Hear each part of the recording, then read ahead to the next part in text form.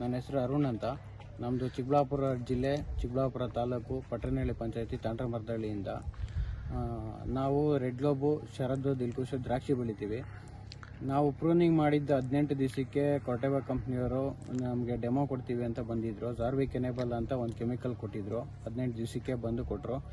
Jarvik enable ಮಾಡಿದ್ದು 3 ದಿವಸಕ್ಕೆ ಕರ್ಜೆಟ್ ಮಾಡೋಕೆ ಹೇಳಿದ್ರು.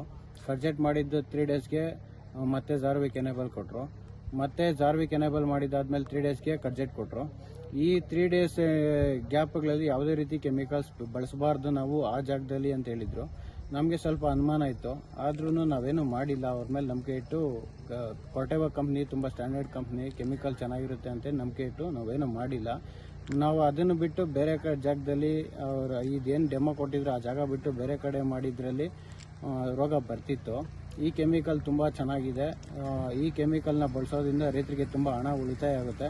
ಸ್ವಲ್ಪ ಆದಷ್ಟು ಬೇಗ ಕೊರ್ಟೆವಾ ಕಂಪ್ನಿಯವರು ಈ ಕೆಮಿಕಲ್ನ ಮಾರ್ಕೆಟಿಗೆ ಬಿಟ್ಟರೆ ಸ್ವಲ್ಪ ರೈತರಿಗೆ ತುಂಬಾ ಹಣ ಉಳಿಯುತ್ತೆ. ಹಾಗಾಗಿ ತುಂಬ ಉಪಯೋಗ ಆಗುತ್ತೆ. ತುಂಬ ಜನಕ್ಕೆ, ದ್ರಾಕ್ಷಿ ಬೆಳೆಗಾರರಿಗೆ ತುಂಬ ಉಪಯೋಗ ಆಗುತ್ತೆ. ಯಾಕಂದರೆ ಪ್ರತಿ ದಿವಸ ಸೈಕ್ಲೋನ್ ಇದ್ದಾಗ, ಜಡಿ ಮಳೆ ಇದ್ದಾಗ ದಿನ ಹೊಡಿಬೇಕಾಗಿತ್ತು.